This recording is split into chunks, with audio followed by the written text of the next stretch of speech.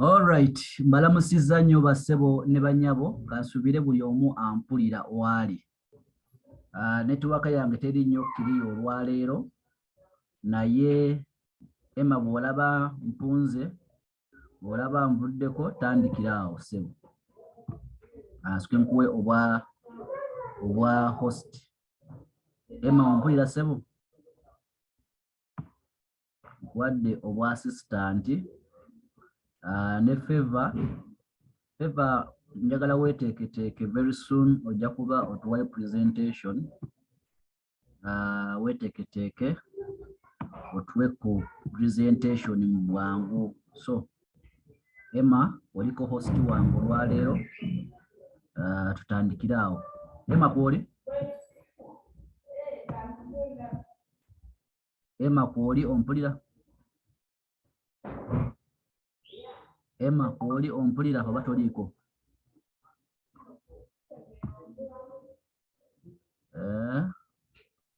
Emma alabika tasobola kwogera. Coach, nkuwulira bulungi ssebo. Netiwaka yange eri etya? Netiwaka yo sigirabamu buzibu.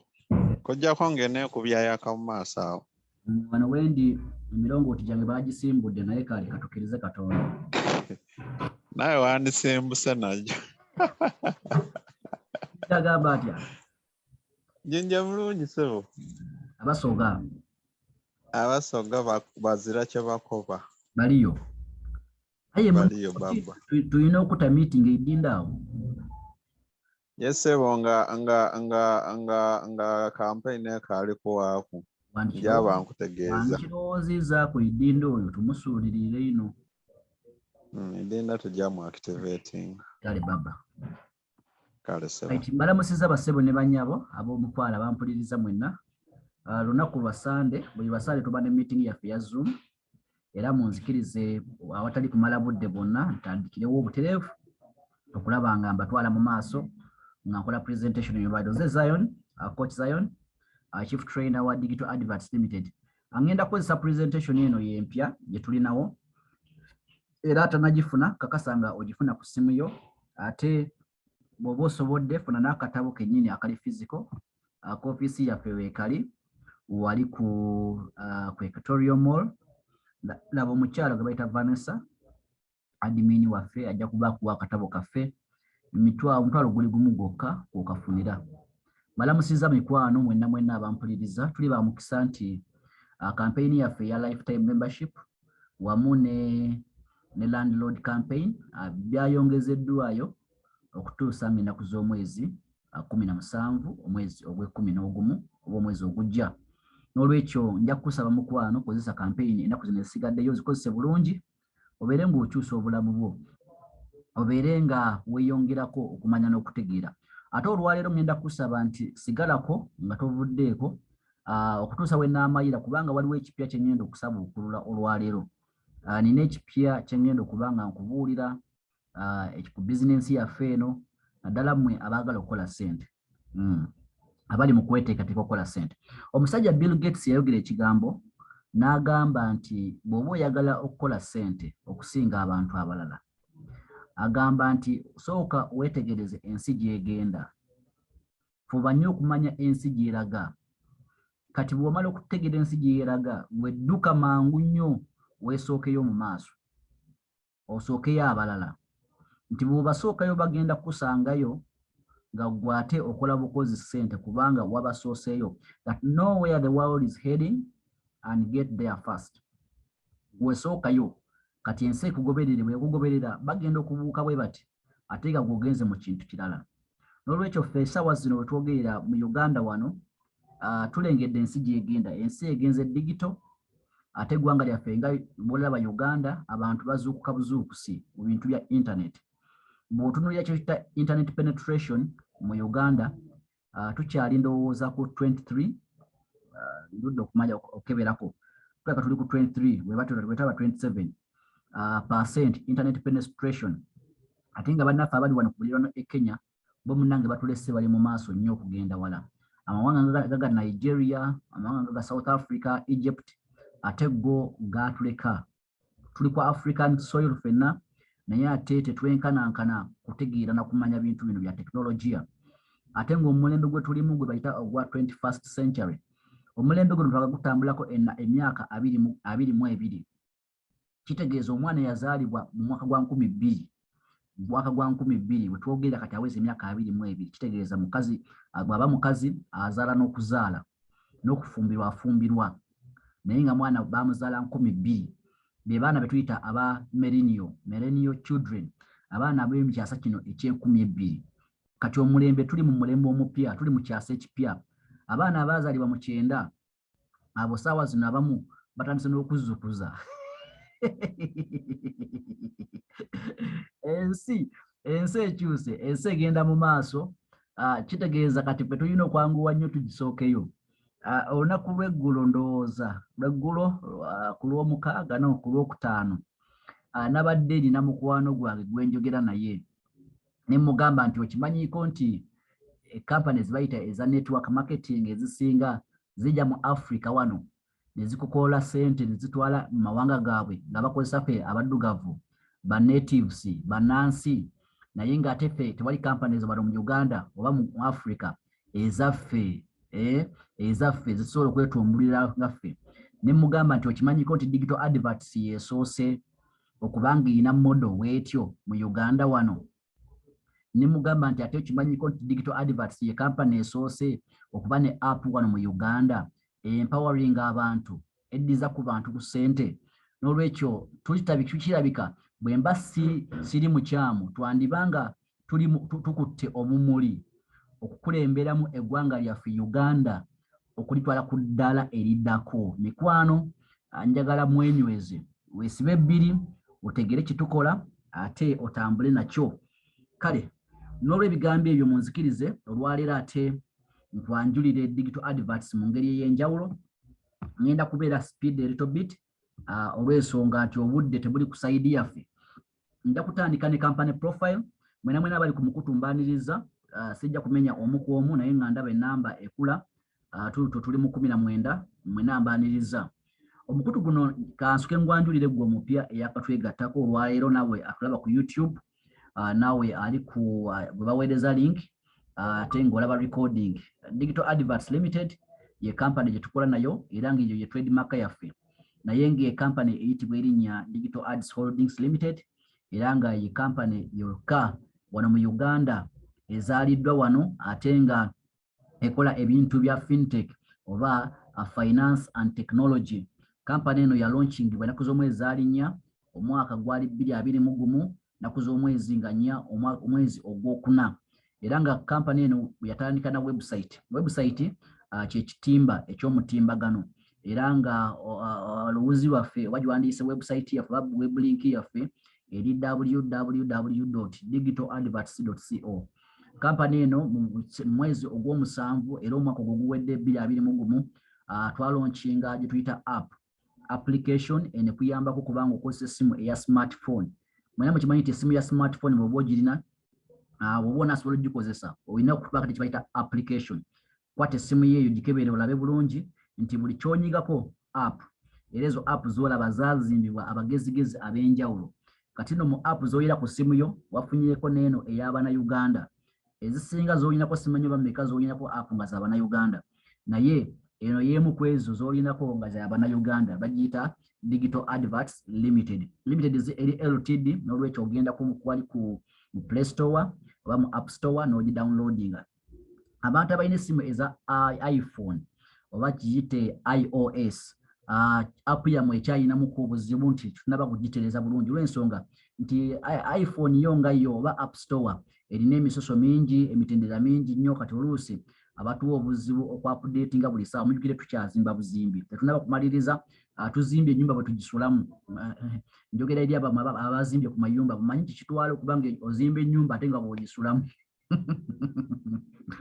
eno enfuufu ebejja bw'omenya bw'ozimbulula ate musengula ebintu bingi ebyonooneka kati apo tebyagala ebyo teyagala yatekadderewo wiiki eno zimba ate zimbulula enkya ate kola luli abaagala omulundi guba obawe ekiwedde kye baagala kyova olaba tulwawo okukola updates zammwe n'olwekyo bw'oba olina iphone nja kusaba ogenda kukola ebintu bibiri ekisooka either tugumiikirize paka lutulitereera oba ekyokubiri funayo mulirwana oba mukyala oba mwami oba girlfriend wo oba ex nga ayina essimu ya Android omugambe njazikaakaawo nteekeko app yange nti obulango bwe bujja osobola okuloadingamu n'olaba obulango esaidi yeeri n'oba nga otereera network etandise kyokka bannange Emma ombuulira bwe mba nviiriddeko ddala kati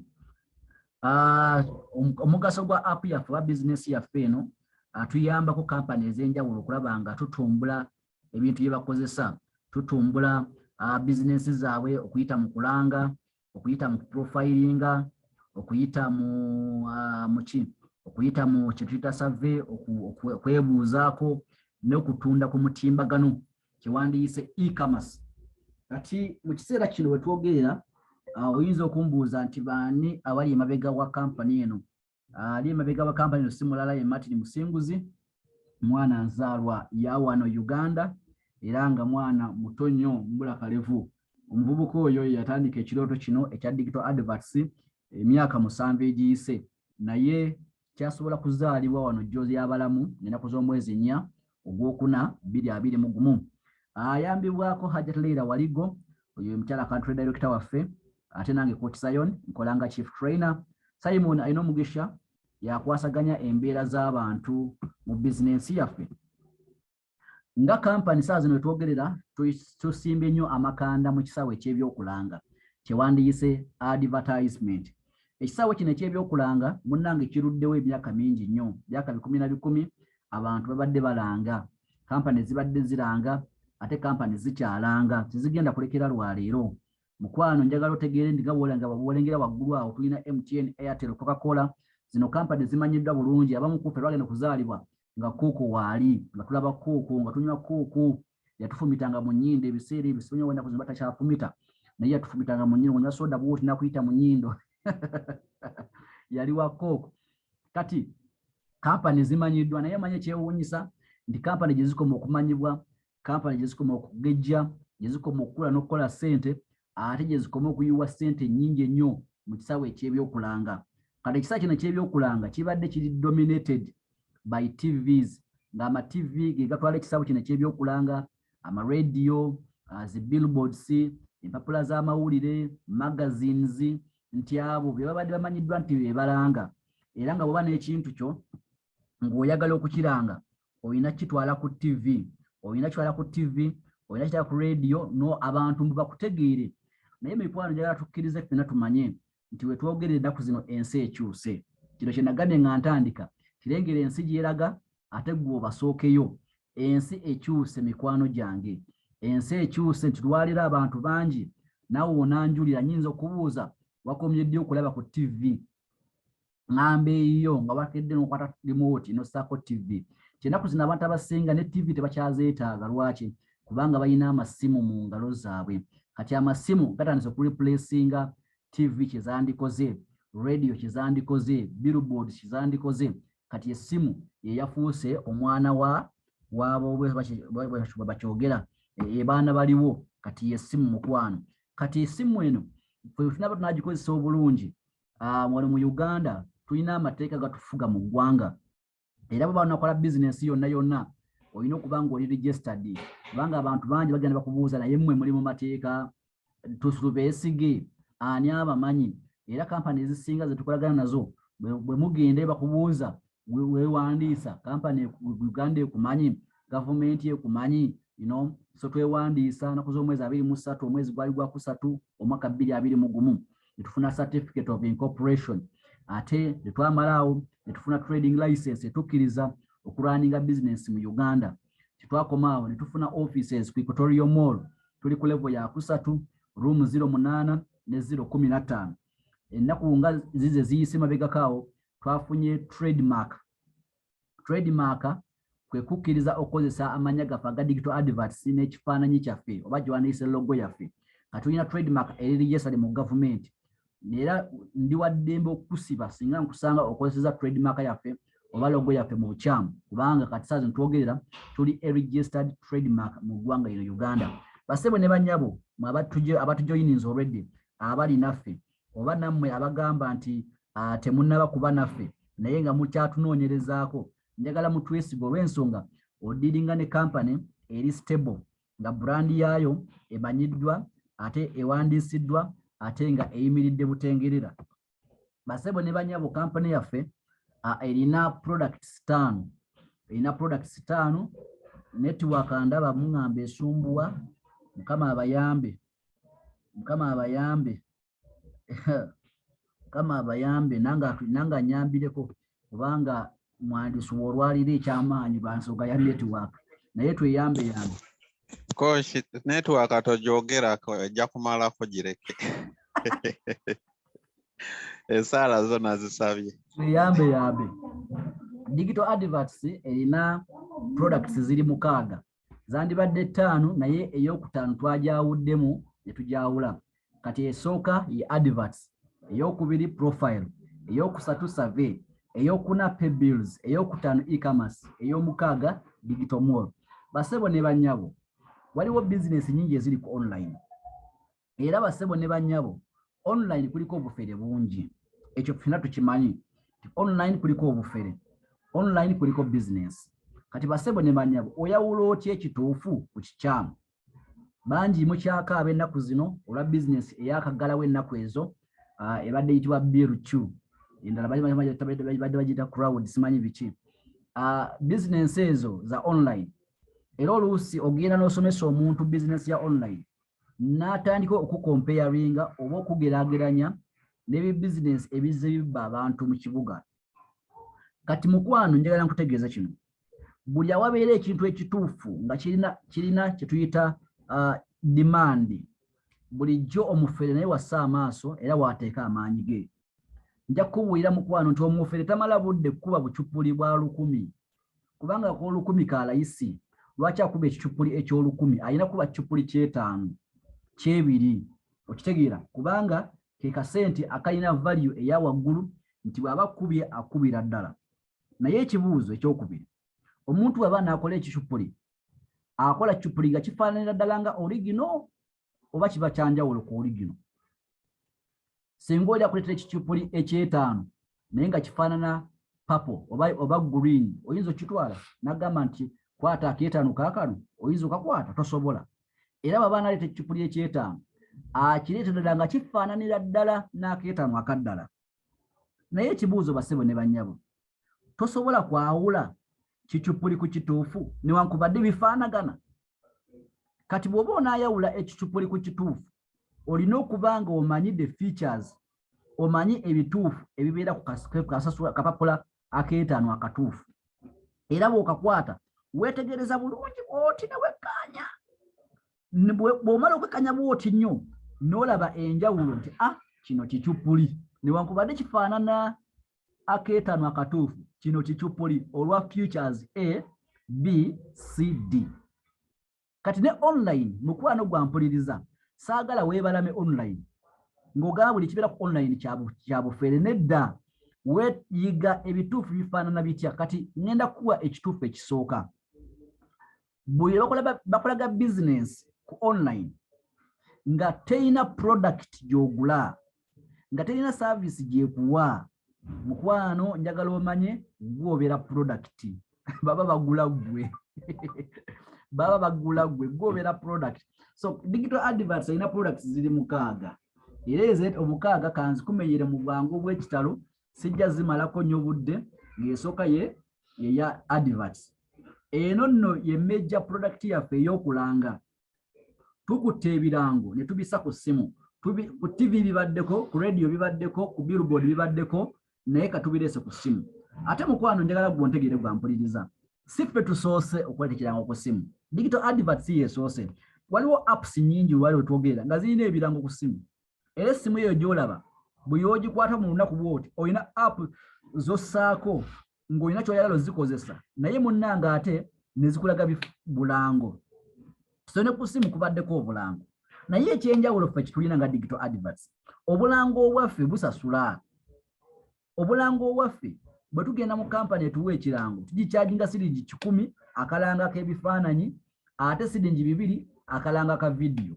Buli mutwe gwa muntu ogulaba.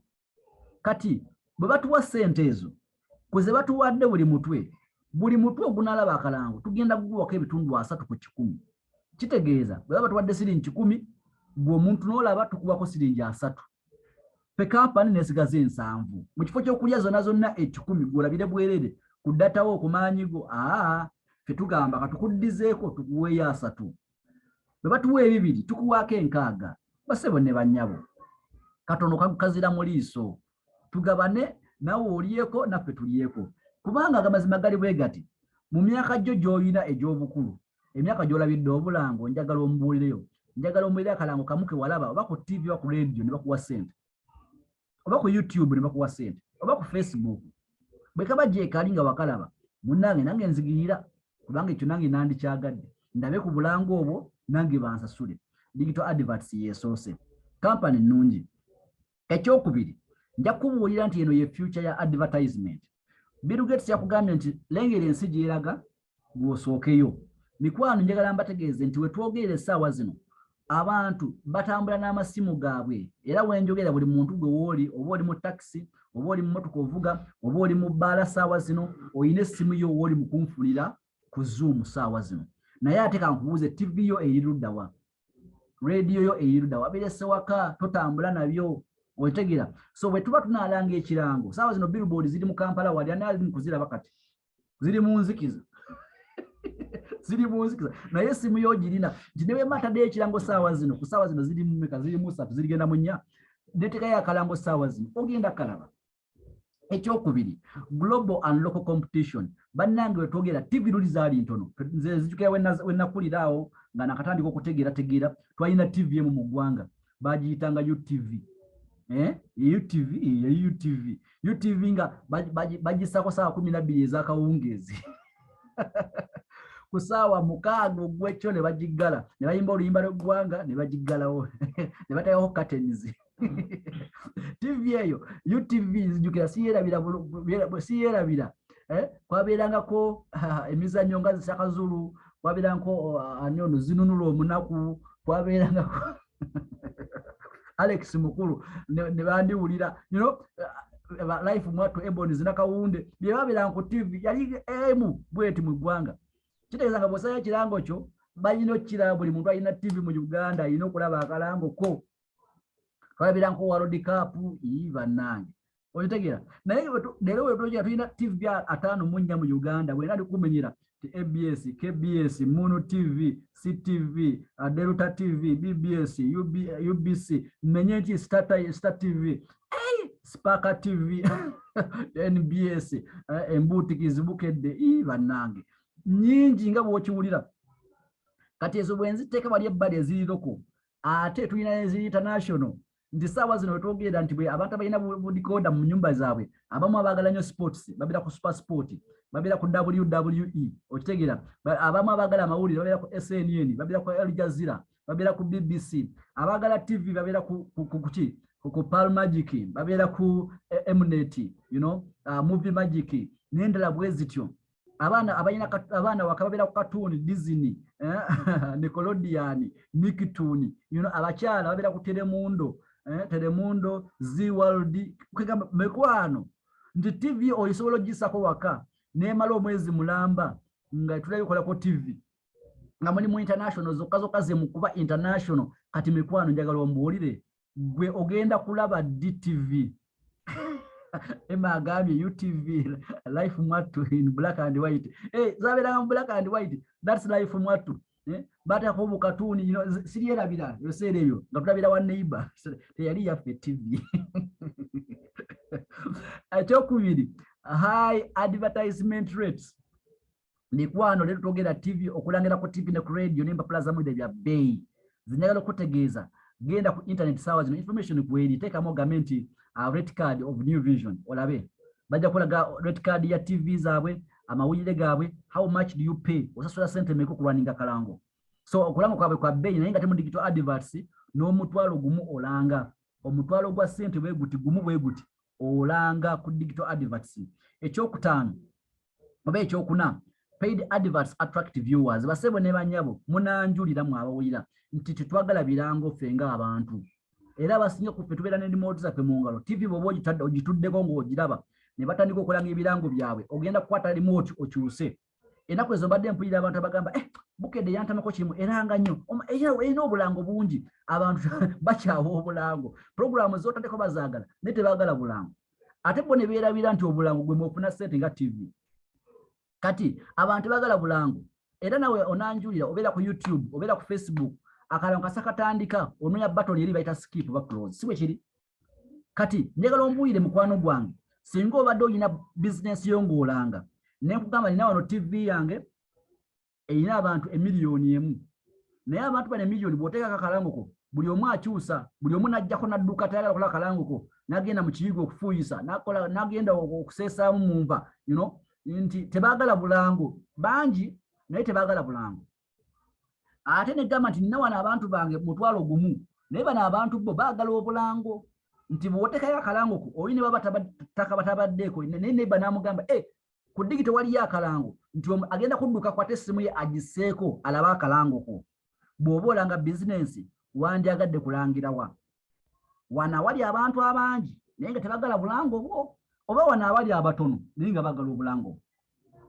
nze nzikiriza ffenna tuba n'eddoboozi timu tugamba njagala wana awali abatono naye nga bagala obulango bwange kati eyo ye digital adverts basebo ne bannyabo mu kisaawe ky'ebyokulanga tetulina competitor bit local oba international kino nkikuddamu nkikutegeeza gwampuliriza digital adverts nze ayogera naawe mbadde mu kisaawe ky'ebyokulanga nkoledde ku radio nkoledde ku TV okumala emyaka gisukka nno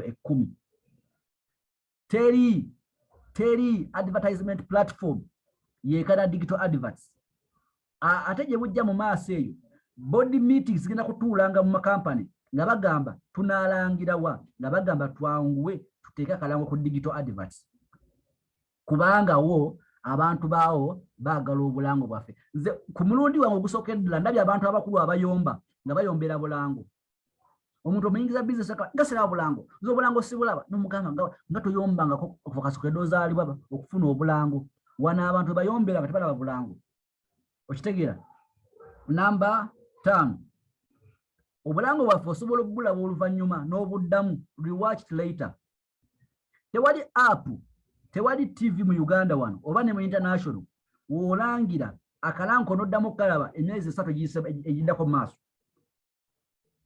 ffe wano tulanga olwaleero ne tukuuma akalango mu app y'omuntu oyo aba akalabye nti emyezi ne bagiyitawo 6 addamu n'akalaba advantage ki ekiriko nti abantu tebagula lwe balabye kalango ko abantu bagula lwe balina obwetaavu obwekyo kyolanga kati olwaleero omuntu osobola okulanga n'ogamba nanga ettaka poloti ze nina amapoloti naye ng'omuntu gw'oli mu kulangirako essaawa zino talina na za kyaggulo kati omugamba nti olanga poloti akukolere ki era agenda kujja ku adverts alaba akalango ko afune siringi za 3 oba 6 yeebake tajja nakukubira simu tajja nakuwandika namba yo kubanga talina kiteeso kyakugula poloti ssaawa zino naye obuwoli awo emyezi 6 bwe giyitirawo munnange n'afuna ssente n'agamba njagala okugula poloti naye ani ananguza poloti ennungi n'ajjukira nti ku digito nalabako omuntu alanga poloti mu biseera biri emyezi 6 giyise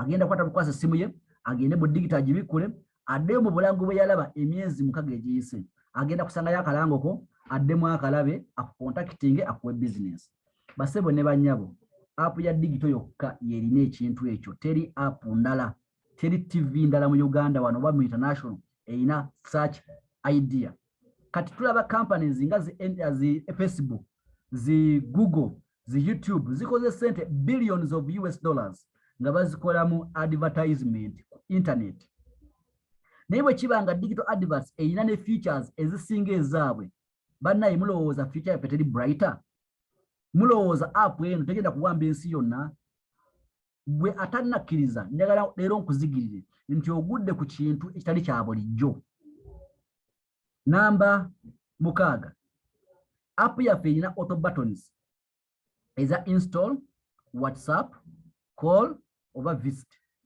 kino kankinyonyole bwe nti wali obadde ku TV akalango ne katandika ne kalwaninga wakati kati awo n'owulira nga wandyagadde okukontakitinga omuntu oyo alanze kati n'odduka okwate ononye peeni owandiike ennamba woofunira peeni ng'akalango kawedde kagenze tozimabega TV kagenze digital adverts bw'olaba akalango n'owulira ng'okaagadde towandika na namba wansi onyiga bunyizi ku pesa wali ng'essimu yeekuba onyiga bunyizi ku pesa ya WhatsApp ng'oli mu inbox yo yalanga onyiga bunyizi ku pesa mukwano nga kiwedde.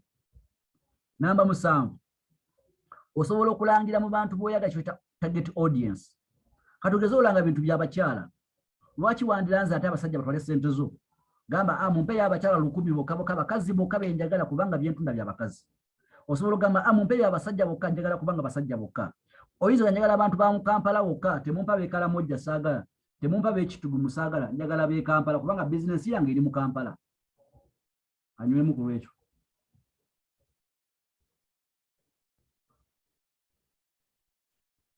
Badde nywamu ka network katerere.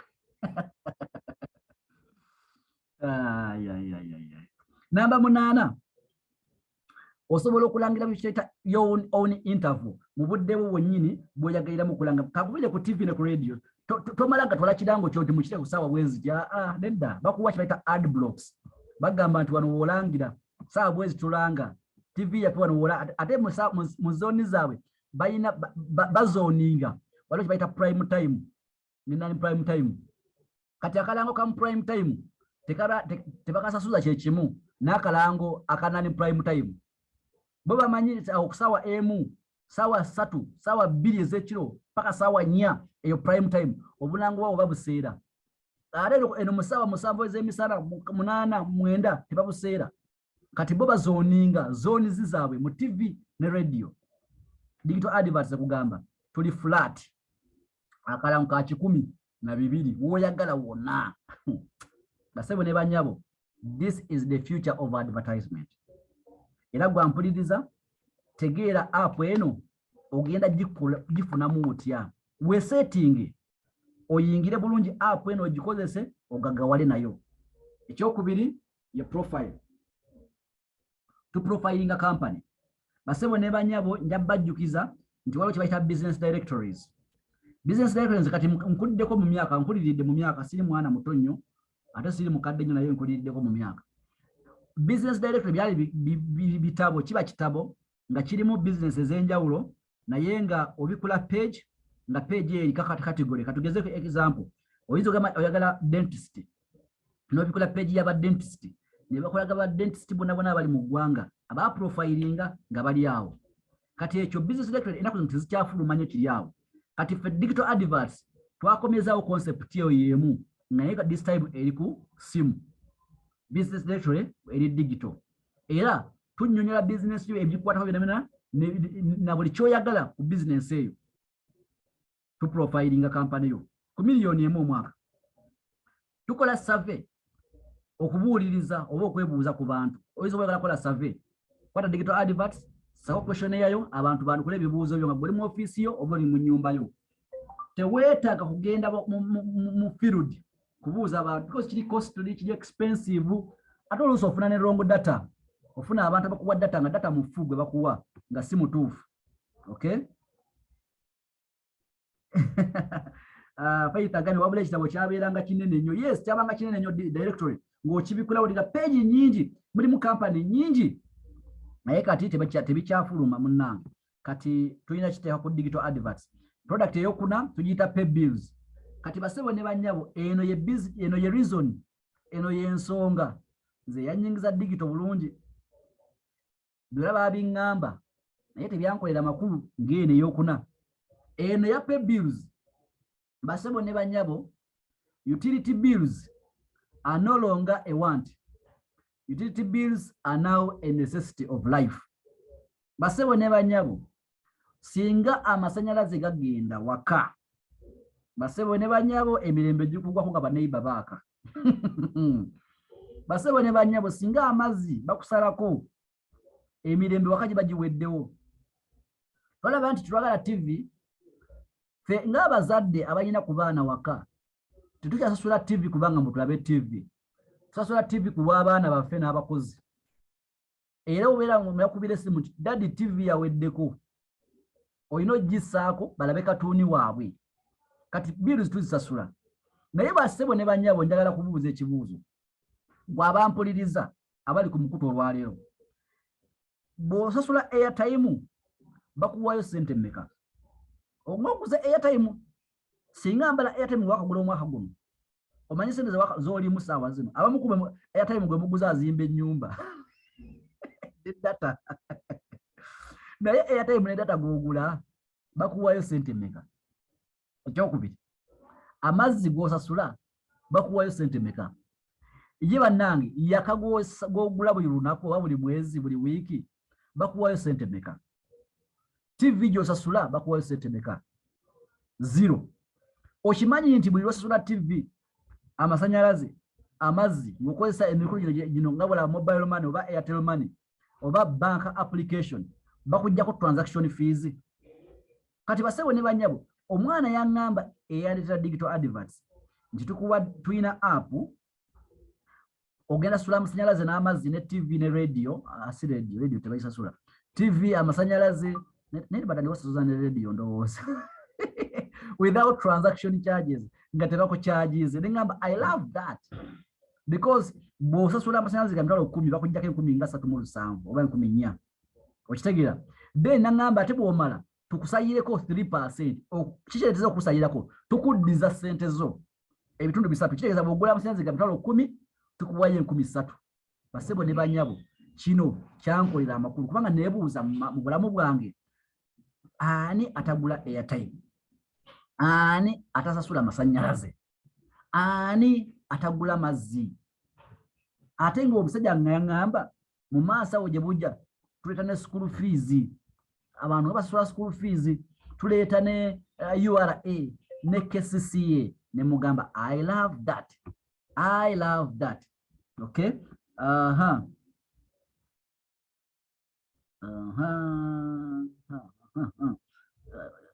Faith ayina information bwampadde kambusome katono kambusome.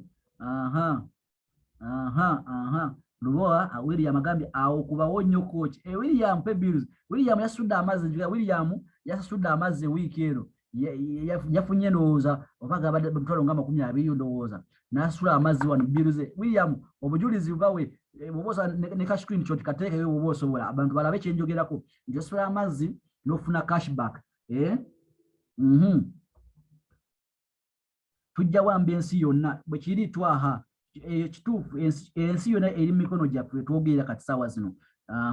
Ate Faith agambye coach, me I joined because of the value of small money. Here in India, a rickshaw driver can fight because of 1 or 2 rupees. Watching adverts and you are being paid. I joined digital adverts because of the leverage. That is very beautiful. Katha Gambia, wabula Indians know the value of 1 rupee. They can fight for a 1 rupee. That's true. Esente bana esente erimu omugaso. By the way, omuntu atamanyi sente mugaso gwa sente ye muntu atazikola. Naye omuntu amanyi how it takes to make money. Valuing esiringi 10. Yenze mu maaso. Number 5, digital e-commerce. Eno ye product yaffe ekyasembyeyo naye ate eno yo tetunaba kusaba okululwa. Eno ya digital e-commerce twagala tubeere nga tucharginga abantu wholesale price for the products. Tujjawo ba middlemen wakati mu kibaita chain of distribution. Zinasoma commerce ne economics ku senior secondary O and A level e-commerce commerce and commerce and accounts. Waliwo kibaita chain of distribution of goods and services. Nti products ziva mu factory nezigenda ewa national distributor, neziva wa national distributor, nezigenda ewa regional distributor, neziva wa regional distributor, nezigenda ewa agent, neziva ewa agent, nezigenda ewa wholesaler, neziva wa wholesaler, nezigenda ewa retailer, neziva wa retailer, nezigenda ewa final consumer. Now, product okuva price gyebirayo mu product mu katale okutuka wetukira ku muntu final consumer ebiseera ebisinga ojja kugisanga nga bajongeddemu price okusinga n'emirundi nga 2 gye bagifulumizaako. So these things makes the product obeera ngeri expensive nnyo. Kati ku digital adverts basebo ne banyabo tugenda kuguza ebintu kuva mu factory price. Ogule amabaati mu roofing si ku price y'oku hardware ku price eya roofings. Ogule cement mu hima ku price ya hima cement.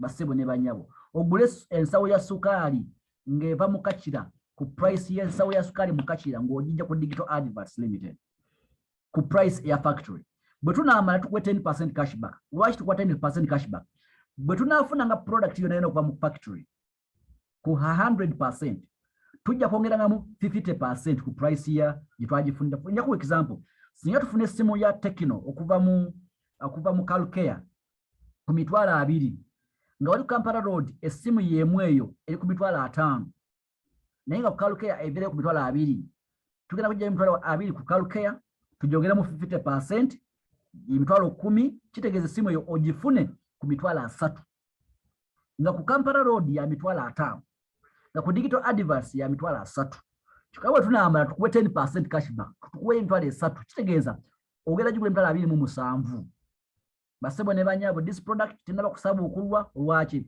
because wakyaliwo emitendera eja legal gitulina okuyita mu Uganda wano kubanga bannange abasajja bagala kujja mu kintu wano betwagala okungumula omukono mu kibya sibangu naye mukama jatuwa obusobozi tujja kuyitawo naawe.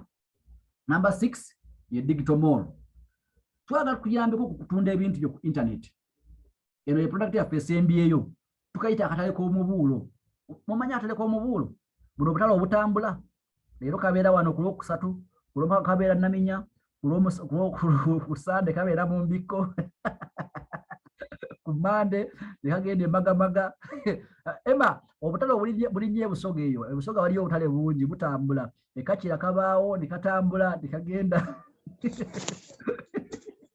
ebo obumanyi obutale obwo eriyo nake butangala awo lwakumeka ako kabayo lwa Sunday neka wete iganga twajanga mputa wagula emputa enene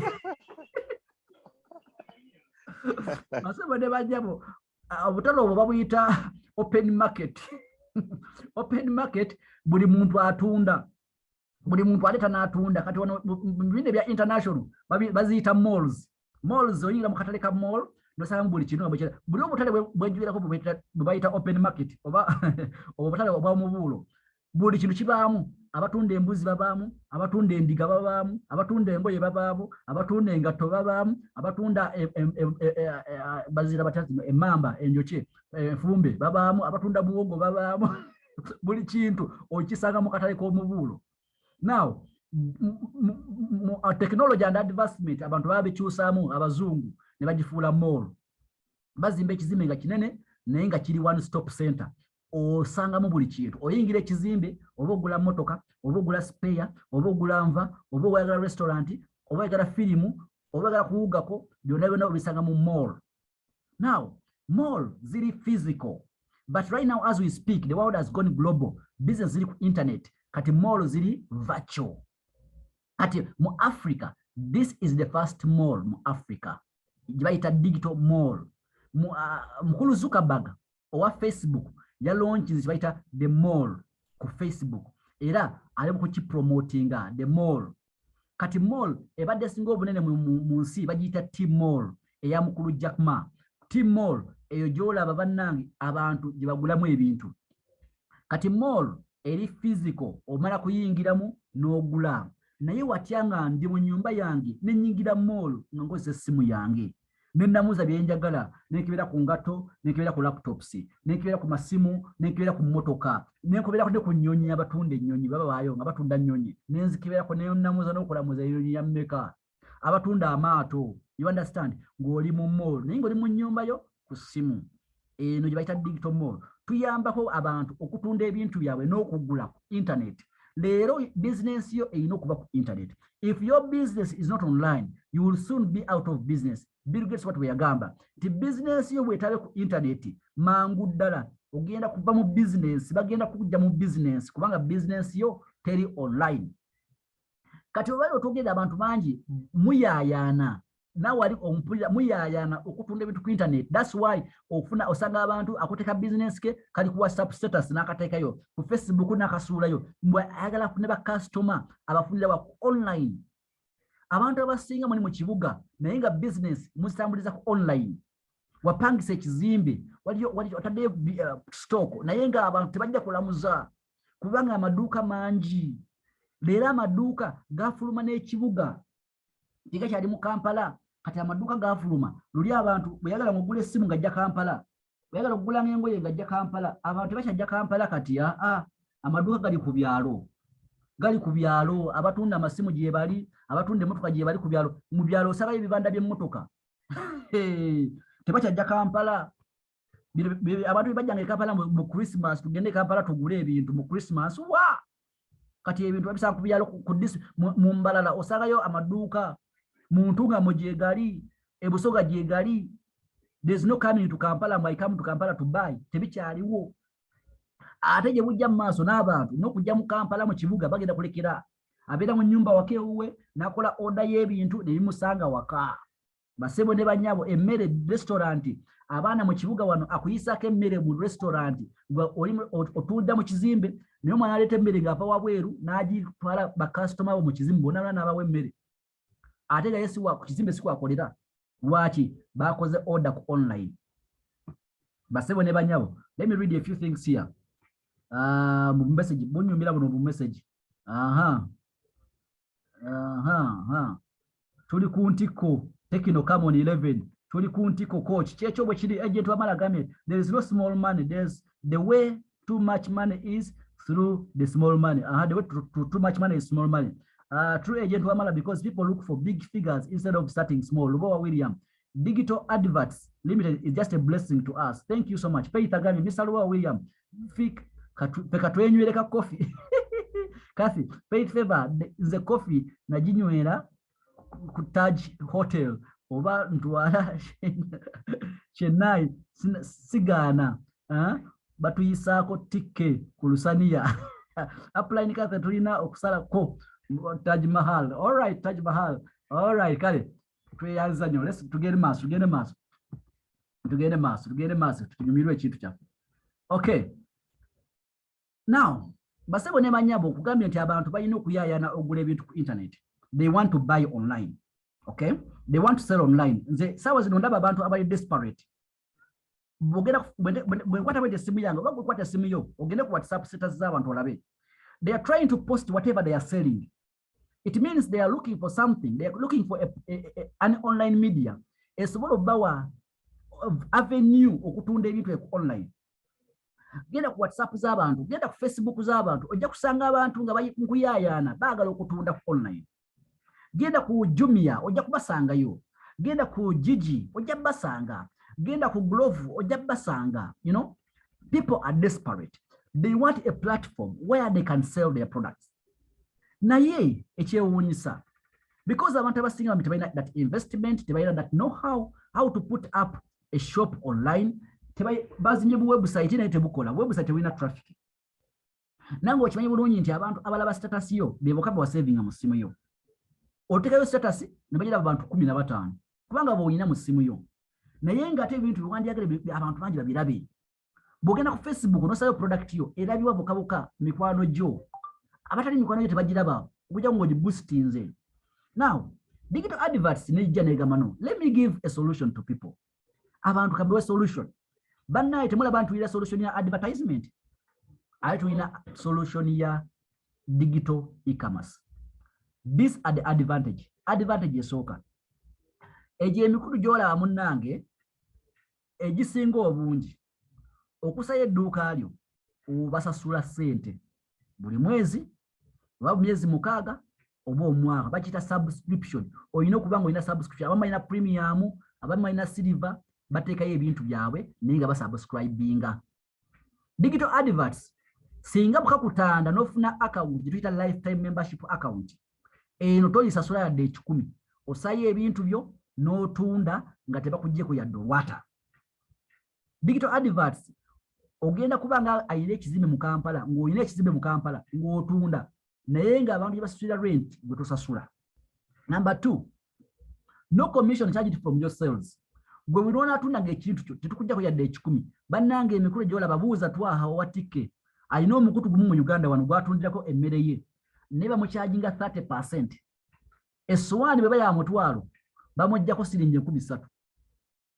Essowaani ey'emmere bwe baya mitwalo 2 bamuggyako 6,000 zaabwe komishoni waabwe mukubanga bakuwadde platform kwotundira. Digital adverts ekugamba twatunda emmere yo, buli sente gy'otunda teka mu nsawo yo, genda weekulaakulanye, genda weezimbe. Number 3, no stocking or inventory required to set up your shop. Fe wano mu digital adverts ne bw'ojja ng'otunda essimu emu nga gy'olina tukukkiriza n'ogiteeka ku dduuka lyaffe n'ogitunda. Naye emikutu egimu sijja gimenya mannya, naye genda gulenda obabuuze obagambe njagala kusetting up dduuka lyange wano ku mukutu gwammwe nkoze ntya. Bajja kugamba ogenda kutunda ki? Nti engoye. Bajja kugasooka oleete engoye eddaziini 15 ozituwe wano olyokoseyo edduuka lyo. Ekyokubiri tuwe certificate of incorporation, weewandiisaawa. Ekyokuna tuwe omusolo, osasula omusolo, tuwe empapula z'omusolo. Kati bannaffe abantu abasinga bongi bakyeyiya bweyiya, eyo tebannatuukayo. Atunda ebintu bye naye nga ne kampani tagirina. Digital adverts kukkiriza otunde without stocking, without inventory. Number 4, oli waddembe okukyusa ebintu by'otunda n'okyusa display yo anytime you want. Number 5, bw'oyagala ate langa, kubanga ffe ku digital adverts buli muntu yenna alina app yaffe aleka fa k'omubuulo kasayingira ku app agenda kulaba ebintu by'olanze. Buli muntu yenna si mikwano gyo gyokka, ffe tulina bya friends. Kasosa ekintu kyo ku digital adverts n'okisa ku mukutu gwaffe ku app yaffe. App eweza kati abantu emitwalo 5 abeewandiisiza, erina abadownloadize app emitwalo gigenda kati mu 2. Naye abantu abo bwe bajja ku app kasagosaayo ekintu kyo, oba mikwano gyo oba si mikwano gyo, bagenda kulaba by'otunda bakucontacting. Kitegeeza tulina platform esinga Facebook, tulina platform esinga WhatsApp, kubanga WhatsApp eraga abantu mikwano gyo gyokka, Facebook eraga mikwano gyo gyokka. Naye ffe bw'osaayo ekintu kyo, buli muntu yenna astepinga ku digital adverts alaba product yo. What an application. Number 5, ate bw'oyagala osobola okugamba nti njagala abantu abajja ku digital mall bwe bayingira basookere ku nze okulaba nga tebanalaba balaba, because nawe okimanyi mu katale nti omuntu abeera ku mwanjo gwe bagulako, omuntu abeera ku mugguukiriro gwe basinga okugulako, mwababeera mu ndeeri teri abalaba. Kati ku digital adverts bw'olanga n'oboostinga advert yo oba n'ogipromotinga edduuka lyo, tulirinnyisa ne liwalampa amadaala ne ligenda ku mwanjo. Buli muntu ayigira digital mall asookerako gwe kubanga walanga. Bw'oyiga esaza ojja kusanga edduuka ya Capital Chicken, kubanga lwaki Capital Chicken ebadde singa okulanga era yeri ku top, yeri ku ntikko waggulu. Ate gye bujjaawo tugenda kutereezaamu ng'amaduuka 10 agasooka waggulu tugayisaawo mu maaso g'abantu abajja ku digital mall, tukatambuza ne kayitaawo mu maaso gaabwe. Namba 6, display your business international to all our subscribers. Ekyo mbadde gamba now internationally. Ogenda kutunda ekintu kyo ng'oli mu Uganda naye nga bannakenya bakiraba, ab'e Tanzania nga bakiraba, ab'e Zambia bakiraba, buli kyotunda they will be able to see. Kubanga app yaffe tugenda kugidividing into markets. Nga bw'osaayo ekintu kyo katugeze kikazi otekeyo kikazi mireti wo, naye mireti wo nga bannakenya basobola omulaba ne bakugulako, abakongo basobola okulaba ne bakugulako, abatanzania bakugulako. Kale mu Uganda esaza notwogera abantu bangi bakola nnyo business in Congo and Tanzania. Kati nga osobola okudisplayinga ebitengi byo, abakongo ne bava e Congo, e Zaire bagitanga Zaire dda, ne bava e Congo ne bajja Kinshasa, Lubumbashi ne bajja ne bakugulako. O displayinga international business yo. Namba 7, bw'osobola okusala ono ku Land Road no subrent nga mu kibuga waliyo amaduuka, naye amaduuka gali mu arcade, osanga edduuka mu arcade naye nga ate munda mu dduuka mulimu abapangisa, bakita subrenting. Ng'oli yapangisa amasa mu dduuka kati nga yasolooza edduuka limu, alisolozaamu ne bamuwa renti, kati sente ze bamuwadde ye natwalira omugagga waggulu ku kizimbe n'amuwako $3 million, naye nga mu dduuka asolooza $5 million, bakita subrenting. Kati mu digital adverts twakireese nakyo, osobola okukola subrenting ku digital adverts. Lwaki? Kubanga gye bujjaawo sibanga sideni tugenda kucharginga abantu subscription okukozesa app yaffe. Bannange basebo ne buli lwenywera ekigambo kino abamu oluusi beesiga, tugenda kucharginga emitwalo 10 okukozesa app yaffe buli mwezi. Kino kanti ku example eri live, waliwo app emu bagiyita Afro Mobile, eno ya TV emu bagiyita NBS. App eno yali ya bwerere ng'ogidownloadinga n'olaba TV ku bwerere, naye ennaku ezo gye buvuddeko baatandika okucharginga.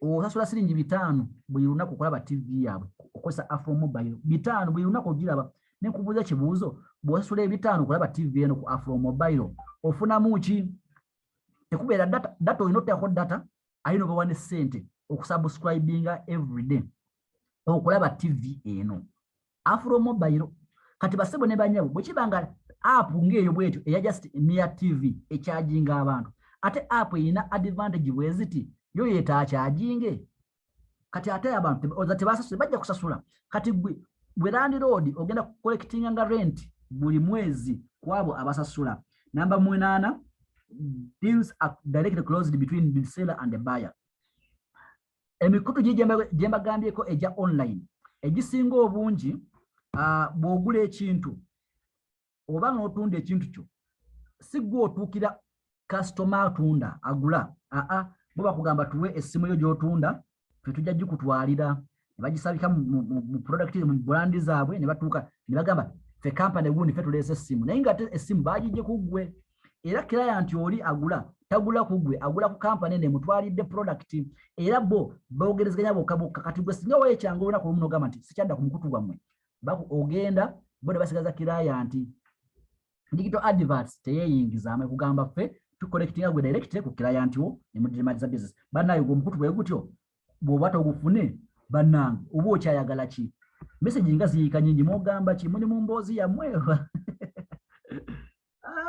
kamala okusoma ku message katono tweyogere basebo ne bannyabo amanyize ennyumirwa nnyo okukola presentation eno ate nga bwe tunyumyamu okay kandabe message ulusani ya favor up kati tulina okusala kwa very true. People now post their businesses on WhatsApp status posting on groups kwegamba people are dying for buyers bwe kiri abantu bali desperate bagala banatundira ekintu kyabwe naye tibalina mikutu gigenda bawa advantages mala ga digital adverts Faith agambe bannange ebintu ebituuse binnyumira bwe kiri Mugabe Bashir agambe kyakabi coach kyakabi ddala Kathy agambe welcome aboard Mr. Mugisha Michael Faith agambe this is so amazing digital adverts is on top Sumini agambe digital adverts came to save us who were tried of product network marketing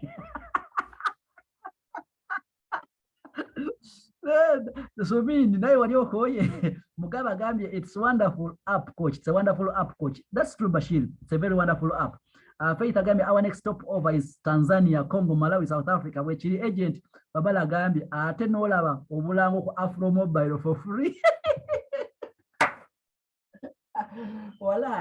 walai amazima gali wekati bakucharginga okwata essimu yo gwogula essimu yo nogisako data nogicharginga no downloadinga app yabe ku data wo ne bakugamba ate bakucharginge siringi 5 okugira bolunaku ate bamala ne bakuwa obulango n'obulaba kuwerere ne bakuwa ya $5 oh walai alihamdulillah ngeze maaso basebe ne bajo kati app we have digital adverts ogifuna otya erigwe omupya yakajoyininga oba gwe omukadde kino kyolina okukola bandi nkwegayiridde kwata link yo giweereza omuntu omupya adownloading link oba agikoneko agende ku page eyewandiise bandi munyambe basebo ne banya bampuliriza kakasa ngo omuntu gwe wadde link ajoyininga na registeringa ku link yo nga tanaba ku activatinga era bagamba ati maze ku registeringa confirminga downloading genda mu account yo ogende ku referral okakase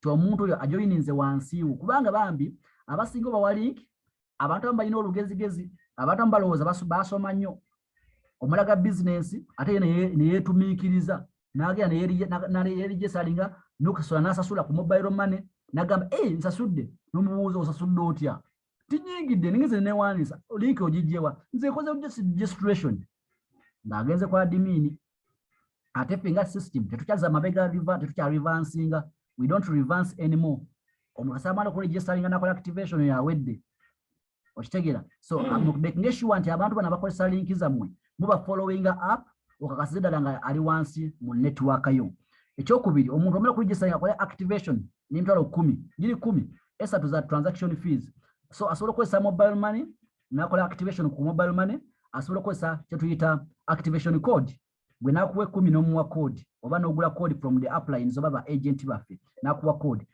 kino mukikole before 17th November 2022 lwaki ofune kye tuyita lifetime accounts ekitalina renewal ekitalina monthly subscription naye mutakikole tugenda bakyajinga every month emitwalo 10 bikwano okozesa app yaffe kati gwe namukisa ategedde ku digital advert sawa zino gitegeere ojoininge okola activation ate era mikwano gyo abantu b'omanyi bazigire essaawa zino kubanga gye bujja maaso bajja kutujoininga naye nga balina okusula rent buli mwezi banaye kankuwa example imagine saa zino tulina kituyita DSTV oba GoTV buli mwezi osasula GoTV oba DSTV watya nga bakugamba nti gwe ofune account etasasulwa buli mwezi nga gwalabira bwereere what would be an amazing chance naye tebatuwa chance eyo digital adverts egirese egamba no for you will be able to do everything without paying monthly subscription n'olwekyo tukikozesa chance 17 November leero ziri mmeka oba 23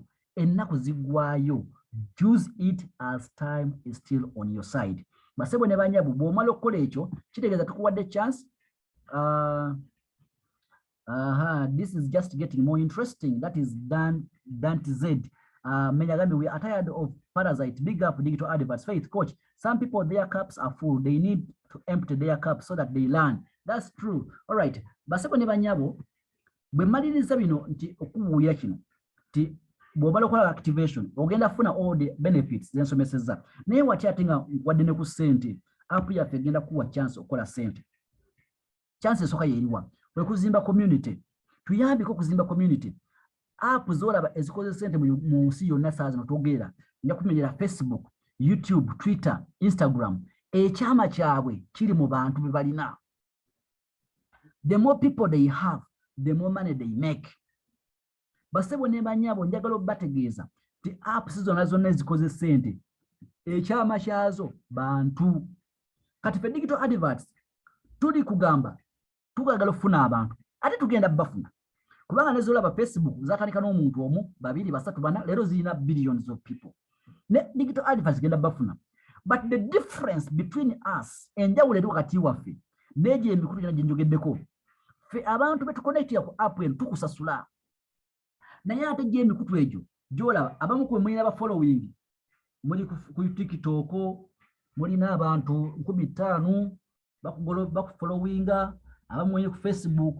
olina abantu 1,000 bakufollowinga naye nga abantu abo 1,000 tufuna yadde $5 digital adverts kugamba buli muntu gwoleeta tukuwa $400 basebo ne banyabo nze kibwe nakiraba nembuuza manyi abantu bameka abantu bemanyi kangene babuye manyi si buli muntu ajja kukkiriza manyi si byangu kuyigiriza abantu naye $400 it's good money nze nakolanga nyenetika uwunga mu kisenyi naye nga nkulira siri 10 buli nsawo ya kasooli ekire 10 nga basula siri 10 kati kiza okuweza omutwalo ndikola nsawo 10 bampo omutwalo gwa sente digital adverts nganya nti omuntu omugoyingiza ng'omubuuli digital adverts tukuwe $400 basebo ne nomala n'osirika okujja ng'oli bulungi mu byesente naye ffe abatali bulungi kino tukikolera ddala kati buli muntu gweta mu digital adverts ofuna emitwalo n'omuwalinkiyo n'aligestalinga n'ofuna $400 kyokka omuntu ogwoleese naye na mikwano gye buli gwaleeta mukwano gwe ofuna gumu kitundu ku level ey'okusatu oyo mukwano gwe naye bw'aleeta omuntu ofuna 5,000 bannange basebo ne bannyabo wano waliwo ssente yingiza abantu ofune ssente tetukomaawo bw'oyingiza abantu 10 ku level esooka kitegeeza tukuwadde $40 oba n'emitwalo 40 gw'okoze emitwalo 40 tukuwa t-shirt okwebaza okubanga obadde mukozi mulungi obadde wa Luganda mulungi okutuyambako zimba app yaffe kyokka bano abantu 10 b'oyingiza nabo buli omu bw'ayingiza abantu 10 tukuba gumu kitundu ku buli omu kitegeeza that is 1.5 million by'oba okoze abo tukuwa smartphone abantu 10 abali ku level 2 buli omu bw'ayingiza 10 babeera 1,000 tukuwa 15,000 ku level 3 kitegeeza ze million 5 basebo ne bannyabo tukuwa laptop naye nga jjukira otandise n'emitwalo 10 gyokka ye capital wa mitwalo 10 basebo ne bannyabo digital adverts tekomaawo ebikolera ddala n'ebigabira si bigambo bugambo abantu b'oligira waggulu bakufuna t-shirt ne baqualifiers t-shirt bazifuna bakoze emitwalo gy'abaana banyina abantu 10 tubawa t-shirt wansi b'olengera wansi bamasimu phones bakoze million 2 n'okwambuka okuva mitwalo 10 digital adverts ya mwaka gumu gwokka naye ebintu ebikola ekyokubiri tuyambeko okuleeta ebirango wali obadde otuyamba okuleeta abantu abanalaba ebirango kaya tuyambeko okuleta ebirango ebinalangibwa. Olina omuntu gw'omanyi alina edduuka, alina supermarket, alina botiiki, alina factory ekola ebintu, alina ki, mugamba ajjalange naffe. Naye bonna amugamba kulanga naffe tugenda kuwera ku ssente, tomuletera bwereere. Digital adverts buli kyotukolera tukuddiza, tukuwa 13%. Bwaleeta omutwalo tukuwayo 13, bwaleeta 10 tukuwayo 3, bwaleeta emiliyoni tukuwayo 13. Basebo ne banyabo tuyira kiyita indirect commission. Abantu booleese bano abalaba obulango singa nabo bagenda mu maaso ne baleeta business nga bali mu ttiimu yo tukuwa 2%. Kitegeeza omuntu mu ttiimu yo okuva ku level esooka ey'okubiri n'eyokusatu singa baleeta obulango bwa mutwalo ofunayo 200, singa baleeta obulango bwa mitwalo 10 ofunayo 200, singa baleeta obulango bwa miliyoni ofunayo emitwalo 2. Naye kino kikola naawe olina okulangayo akalango kamu wakiri buli mwezi bw'oba onaafuna zino indirect, naawe olina okulangayo akalango wakiri katya kamu. Digital adverts tekomaawo, tugenda kuliwaadinga gwaleeta ebirango ne ttiimu yo. Buli kirango ky'oleeta ky'omutwalo tukuwayo point emu. Singa muweza point omutwalo gumu gwe ne ttiimu yo nga gwinako 10 lulwo tugenda kuwa $5. $5 ze sente mmeka? $5 sente mmeka ezo? Mitwalo ng'emmeka? $5 miliyoni emu. Miliyoni ng'emu ndowooza mu something.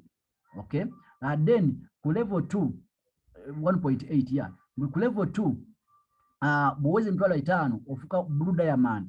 Mitwalo 5 nja point gwe ne ttiimu yo, naye gwe n'okuba mwina ku point 15 gwe ng'omu awo tukuweewo $10. $10 miliyoni nga 3 ne mitwalo nga 7.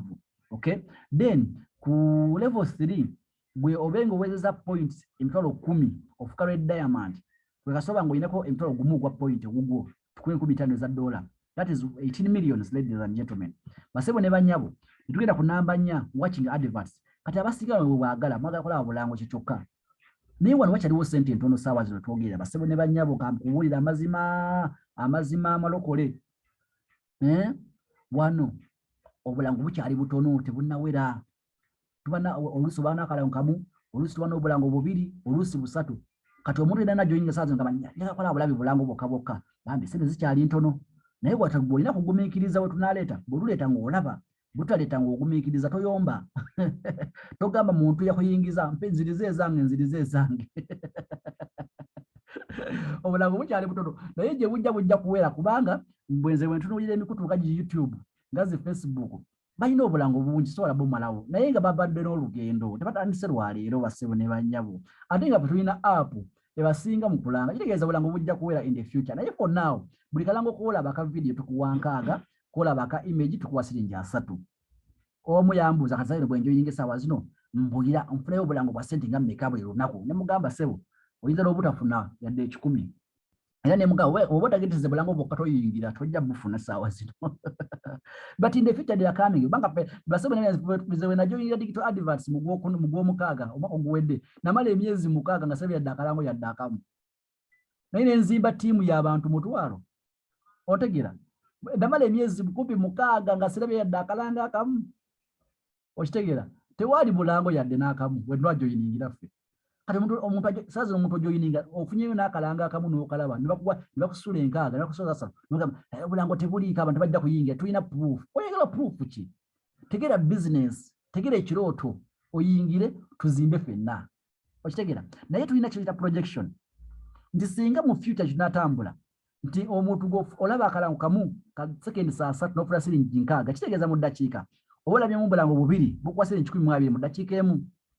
Singa obulabire essaawa ze siringi 7 buli ssaawa 7 basebo ne banyabo singa olaba obulango bwa ssaawa 10 mu lunaku lumu gye mitwalo 7,12 every day. 7,12 basebo ne banyabo kitegeeza omwezi oba oli mu miliyoni 2. Abanayuganda bangi tebaweza miliyoni 2 omwezi. Ne baba miliyoni emu bangi nnyo mbamanyi ate nga bakola nnyo. Bakeera ku makya ne batuulira na bambi ne bakazana. Utility bills so zikozesa nazo nosasulwa. Gusobola okuteeka wali ka point ko akasasulira abantu abasinnyalaze, kabasulira amazzi, kabasulira TV, munoolya cashback. William akuwa obujulizi yasasula amazzi wiiki ewedde. Wiiki eno gye tulimu.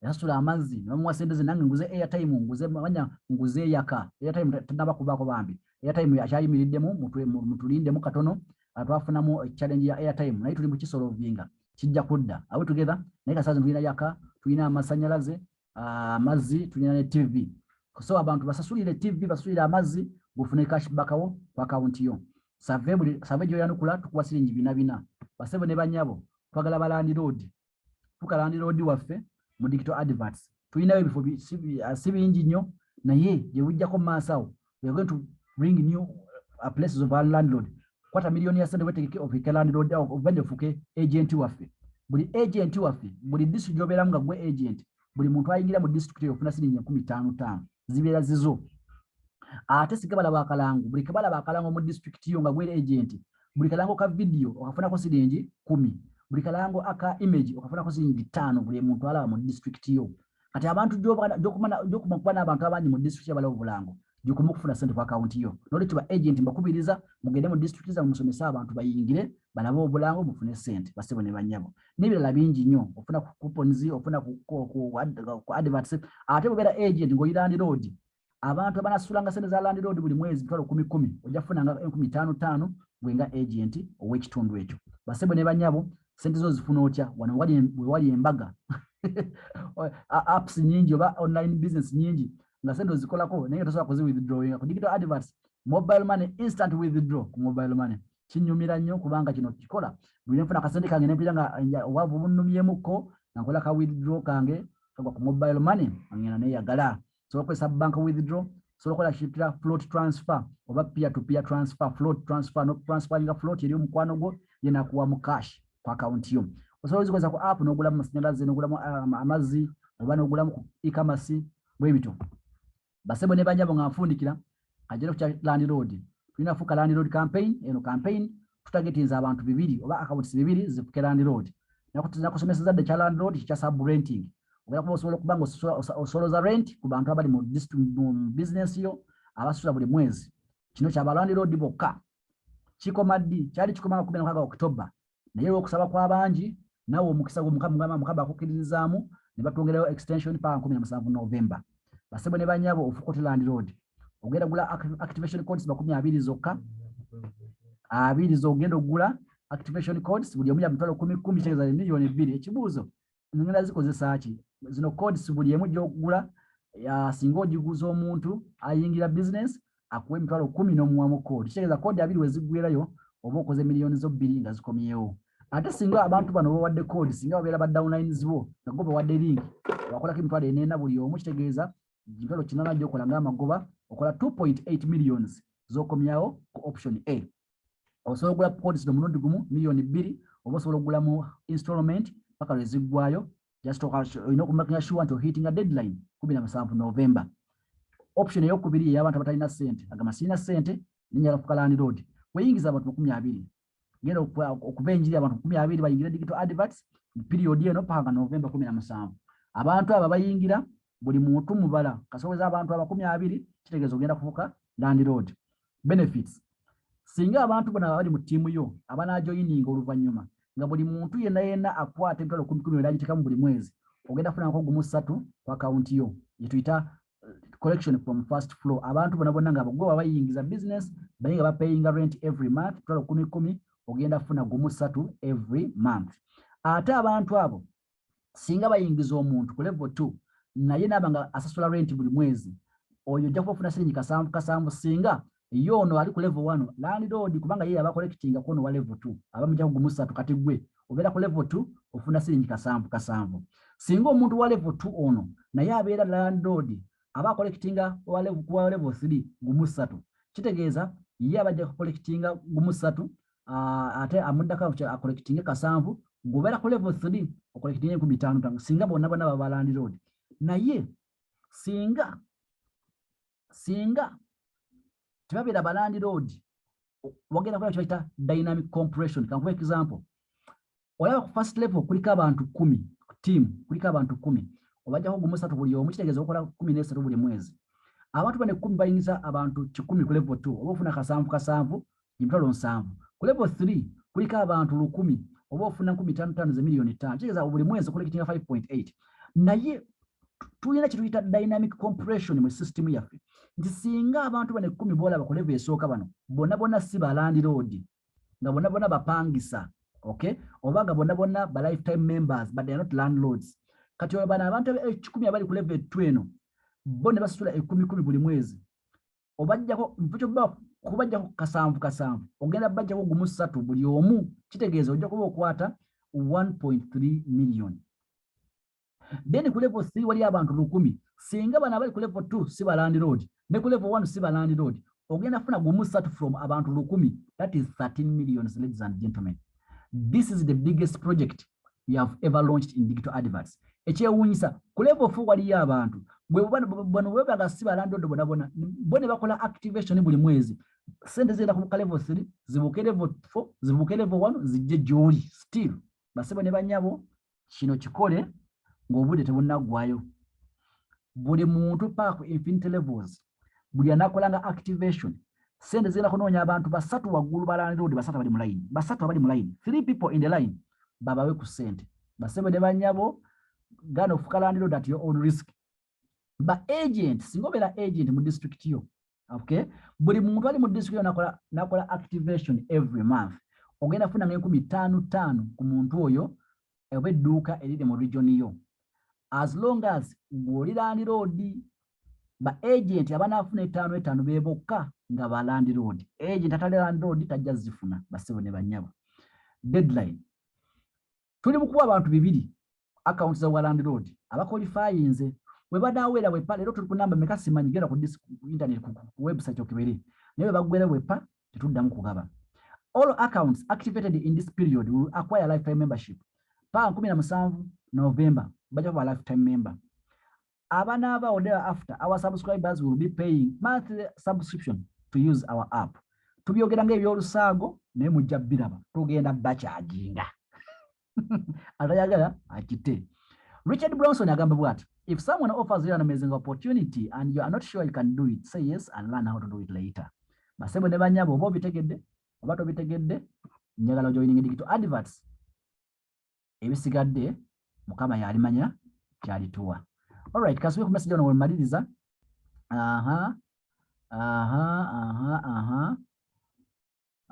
Agent Wamala agambye, now people are soon going to be charged by every app on their smartphone. That's true.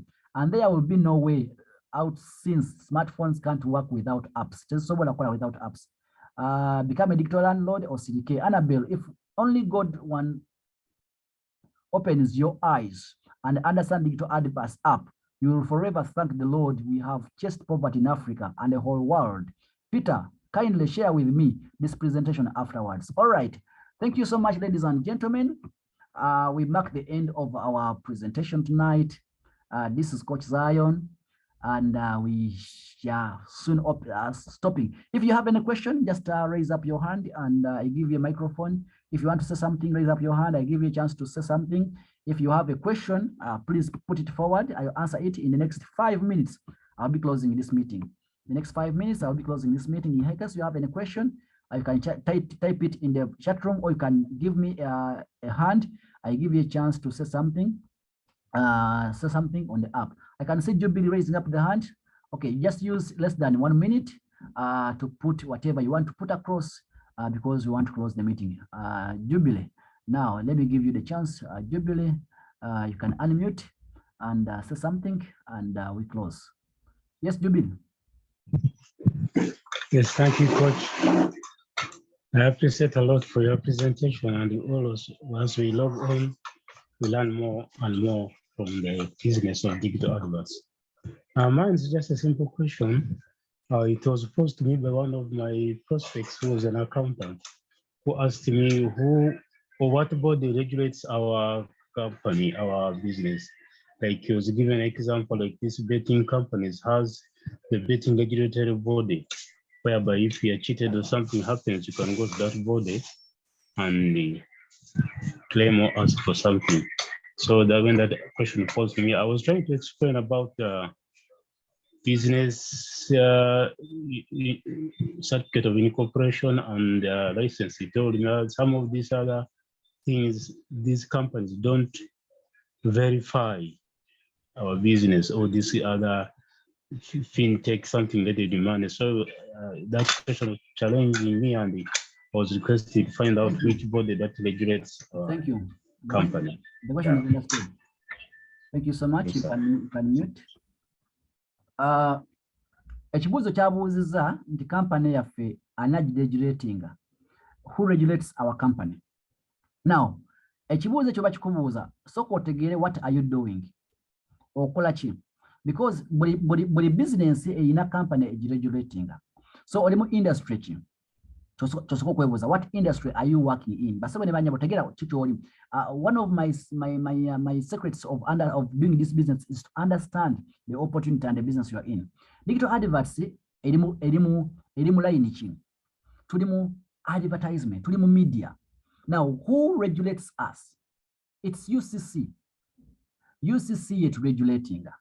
Naye ate ekirala kyenyala otegeere, we are an online business. Nti Uganda tenaba kufuna mateeka makakali aga online. In fact, eteke yakafuluma erina erya computer misuse.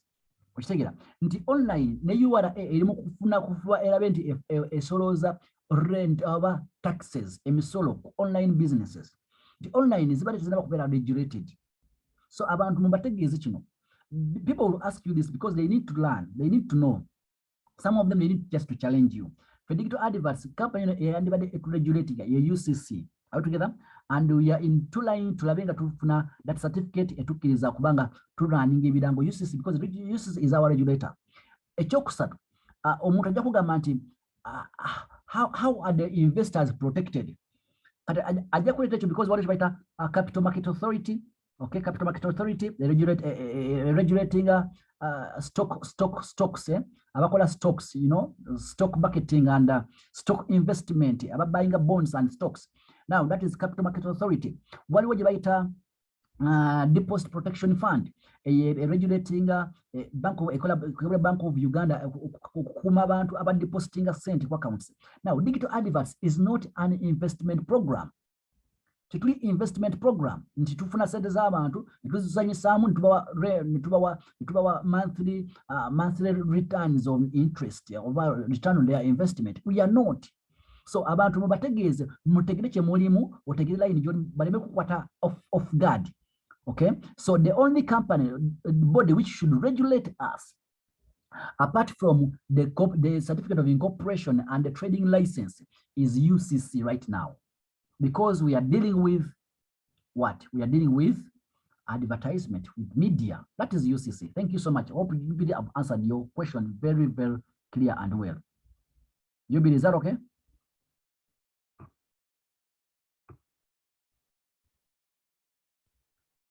Yubili, is that okay what I've answered you? Are you satisfied with my answer? Or you still have any more question on that?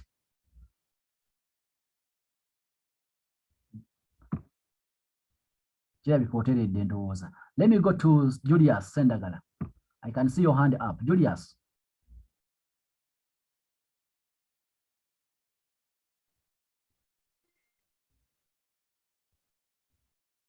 Yes, Julius.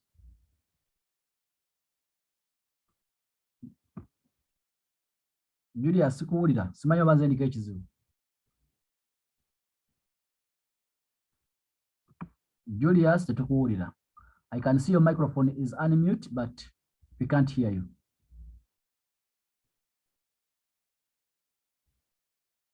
Julius, wewetereza kasube ku message ziri ku line wewetereza Julius, wewetereza ng'ongamba. This is just getting more interesting. Okay, God, share. Thanks.